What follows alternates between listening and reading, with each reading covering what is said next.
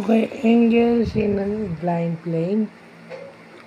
Ito yung angles inclined plane. So, yun daw arc sine lang na acceleration over acceleration due to gravity.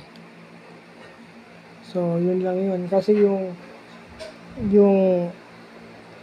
force nun is yung G, yung acceleration times yung angle nun. Yun ang acceleration niya.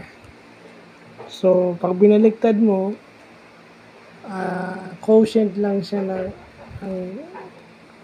acceleration and acceleration due to gravity o yung 9.8 meters per square second or 32 feet per square second. Depende kung English system o metric system yung ginagamit. Pag metric is 9.8, pag English is 32 feet per second. So, nagbago pa tayo ng example kasi para pumasok dun sa negative 1 to 1 na range ng sine value. So, yun yung dapat natin i-consider.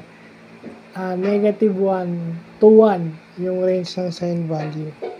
And then dito, pinakita ko din dito yung importante yung sa physics, no?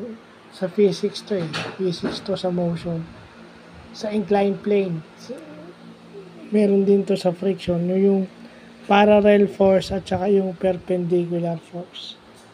So yung parallel force, yung para sa umusad, ang angle nun is sine.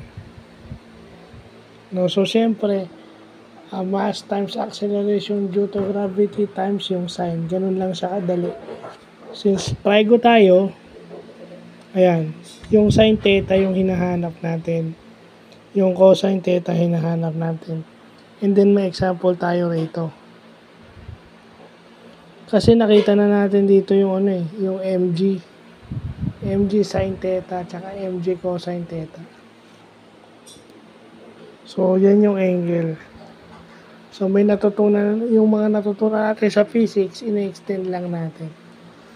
Ito yung trigo, pero ina-apply yung physics. So, napaka-importante ng trigo sa physics. So, yun lang yun. So, yun lang po.